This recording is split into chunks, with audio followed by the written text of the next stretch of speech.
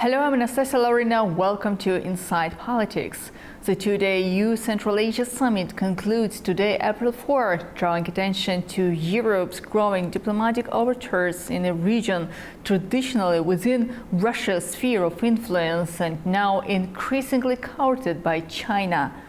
The high-level dialogue brought together leaders and foreign ministers from Kazakhstan, Kyrgyzstan, Tajikistan, Turkmenistan and Uzbekistan, with EU officials pushing for deeper economic ties, green energy cooperation and infrastructure connectivity under the Global Gateway initiative. The summit served as a platform for Brussels to present itself as a stable, rules-based partner. Discussions also touched on regional security, climate change and trade diversification. The gathering signals a broader strategic recalibration as Central Asian states seek balanced engagement with multiple global players while safeguarding their sovereignty and economic aspirations. Joining me now to discuss this in details is George Meneshan, international relations analyst from Greece, and Nishanbayev Nurbulat, PhD expert in international relations from Almaty, Kazakhstan. Gentlemen, thank you for joining us. Let me start with you, Mr. Meneshan. If I may start, can the EU realistically compete with China's infrastructure investments in Central Asia? And are there enough incentives for Central Asia to work with the EU?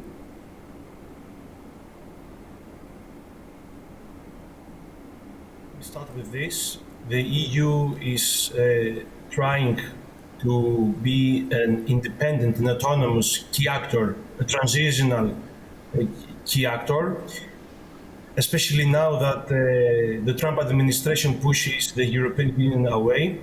Although this initiative started following the Russian invasion of Ukraine back in 2022. Coming back to your question now, of course, the EU has funds. It has proven that it has a lot of capital to proceed with investments in many parts of the world. But the most important thing lies in two factors.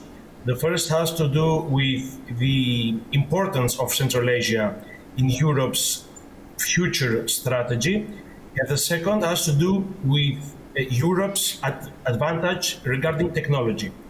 So Europe has a very important technology that can be imported in Central Asia, and this is something that the Central Asian states are interested in. So maybe the European Union cannot directly confront China in Central Asia, but it has to offer a lot. At the same time, though, it has to take a lot from Central Asia because of the trade, energy corridors, the green transition.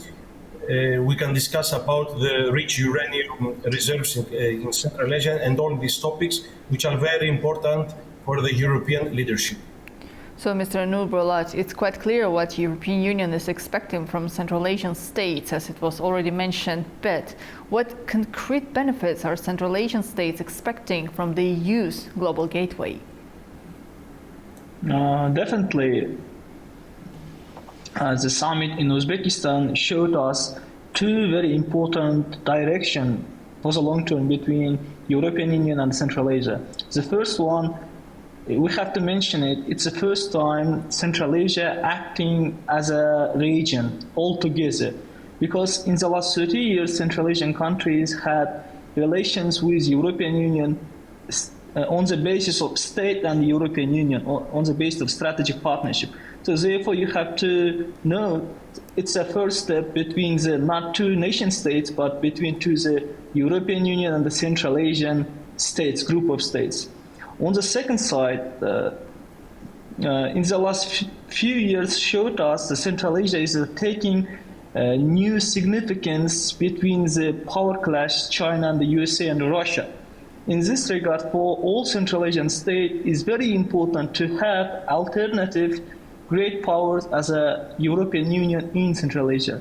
So therefore, the first thing is for Central Asian states from the EU is a direct investment. The second is a influence of the great power in order to secure for long-term security in the region. So, Mr. Meneshan, how committed is the EU to long-term engagement beyond energy security interests?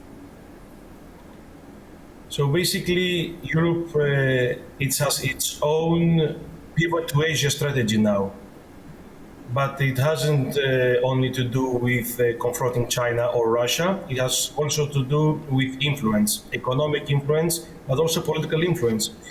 EU leaders today highlight the importance of human rights, rule of law. So this is also a soft power game for the Europeans and for the EU leadership. Now, regarding the target is to connect Europe with the Asian market, not only in terms of energy, but in terms of trade, because the Asian markets, the Central Asian markets, are big enough. We're not talking about very small states and populations. There is potential because they are still developing following their independence in 1991. Some of them are very wealthy states, and with the correct reforms, they can transition the markets, and this can give the European Union an opportunity to even enhance its presence in Central Asia. So let's say now it's time, Mr. Nurbullah, to speak more in details about the Trans-Caspian transport route, which is also on the agenda. So what extent can this project become a viable alternative to existing trade routes, and how this summit may foster the process? Definitely. The Middle Corridor or Trans-Caspian logistical hub now is taking another momentum for rising its significance. Because in the last few years, since 2022, when Russia launched a full-scale war on Ukraine, many Central Asian countries faced a challenge to export their natural gases and the natural resources, finding alternative ways bypassing Russia. Trans-Caspian corridor or Middle Corridor is exactly alternative trade routes for not only Kazakhstan but the whole Central Asian countries to provide with Azerbaijan and Caucasus and Europe shorter destination sending goods from Asia to the Europe. So therefore, in this time, in 2025, European Union and the Central Asian relations is taking new shape. It's not comparable 10 years ago. One of the reasons was on the 31st of March in Tajikistan, for the first time in the last 30 years, 3 Central Asian countries signed a peace deal. They have resolved their territorial disputes, Tajikistan, Kyrgyzstan, Uzbekistan. So usually they have had, as a legacy of the Soviet Union, quite often they had even shootings on their border. Now they put a big dot on the long issues. I think such a kind of unity among the Central Asian countries is quite efficient to the other actors like European Union or other countries. In this regard, European Union are trying to find as an alternative source for the energetic resource, because as you know, the Trump regarding the Ukraine and many other parts now is great powers states are looking for alternative resource for security, manufacture, and many other fields. So therefore, Central Asia, including Kazakhstan, will be one of the alternative region to export all the minerals and energy materials, including oil and gas from Turkmenistan, by the Middle Corridor project. So therefore, in this time, Central Asia and the European Union declaration, it has a strategic vision for the long time. On the second aspect, definitely we shouldn't underestimate the power of soft power on European Union regarding the Central Asia. Central Asia, it has been rising now. 5 Central Asian states consist of over 80 million population. I think that's big enough for European Union to consider as a strategic partnership. So therefore, the Samarkand Declaration, which signed today between the European Union and the Central Asian leaders, it will create a long-standing platform in the field of technology, definitely energy, as well as human rights and many other liberal values, which has been under crisis in the last few years in the world. Well, indeed, that's interesting. You know, one of the questions being addressed by the experts since the beginning of this summit is the possibility for China to reduce its presence in Central Asia due to the growing concerns over its position there. But from the other perspectives, the Middle Corridor itself will definitely connect China, Central Asia, South Caucasus, and the European Union. So it's not that much about the diminishing of the power China may have in the region. So, Mr. Meneshan, is there concern about becoming a geopolitical chessboard between the great powers like China, Russia, and now the European Union? So basically, there are common interests, and there are also opposing interests and conflicts. Regarding China, China for sure has expanded a lot its influence in Central Asia over the years regarding investments, infrastructure, economic ties, strategic ties, even a military presence in Tajikistan, let us not forget. Regarding Russia, Russia is trying to maintain its influence, its traditional influence in Central Asia. It faced challenges following the invasion of Ukraine. Let us not forget how Kazakhstan reacted to the Russian invasion. It condemned the invasion. It supported the territorial integrity and sovereignty of Ukraine. It sent humanitarian aid. It kept maintaining contacts with Volodymyr Zelensky, the president of Ukraine. So these are also very important for Europe, because Europe is looking for trusted partners worldwide. And it seems that most of the Central Asian countries, especially following the peace agreement signed that my colleague referred to earlier between Kyrgyzstan and Tajikistan, all these are very important for Europe, because in an age of uncertainty, and in an age that international law is not respected as much as it should, the EU is looking for trusted partners in all over the world.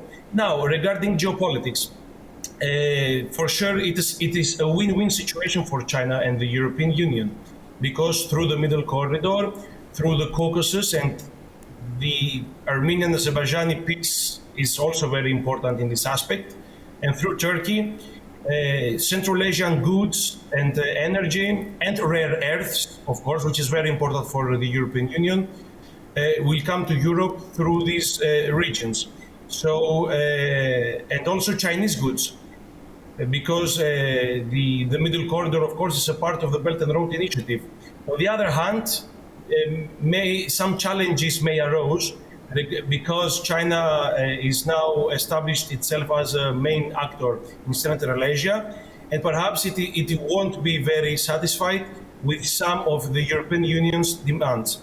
Because, as I mentioned earlier, Ursula von der Leyen told that human rights and reforms are very important for the European Union, and maybe they would use investments and funding as a pressure method in order to push Central Asian governments to proceed with some reforms. And this is not good for China. And Russia is still struggling, so let us see. There are also other powers present: Turkey, the United States, even Iran. Yes, Turkey is definitely present there in the part of the Organization of Turkic States, and there is quite effective collaboration among the member states of that organization is happening now. So, Mr. Nurbulat, the pressure when it comes to the situation around the human rights and many other aspects, it was also mentioned in the final document, but you are joining from the country who is representing the Central Asia. Therefore, do you believe that the European Union may use its power and its financial pressure against the countries in Central Asia? And if the Central Asian states are ready to, let's say, follow the agenda imposed by the European Union? in this particular issue? Definitely by the several international organizations. Some Central Asian states are accused for human rights issues and many other issues.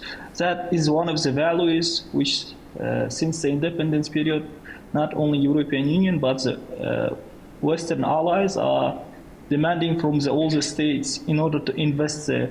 I think that is one of the signs of the liberal international order. But this time we have seen rapid changes in international system starting from the United States. So in this regard, the role of the European Union is not comparable with the USA or with the China. Because you have to keep in mind, European Union is not nation state, it's an organization of the state which is quite different comparing to USA or China. So surely Central European Union's investment project will vary by the region. For example, right now, 80% of the trade turnover between Central Asia and the European Union is only the share of Kazakhstan is 80% between European Union and Central Asia. The rest of the four Central Asian countries, they have around 20% in total. So therefore, I think the first thing is some states who had been passive in the last few years, they will definitely change not only foreign policy, but as well as internal issues. All the liberal values, which is official Brussels demanding from the investment recipient countries. So therefore, for long term, it's very hard to say thanks to the European Union investment, Central Asian countries, they will make radical changes. But it's a matter of time. Also, it depends on the both sides, how they will be trustworthy for the commitments for the long term. So it's more about win-win situation when two sides have to find the right way to move forward to proceed. Mr. Meneshan, do you think Central Asian countries are prioritizing diversification of their foreign relations due to security concerns, or it's more about economic gains? It's also about global presence. For many years following their independence, the Central Asian states were under Russian influence.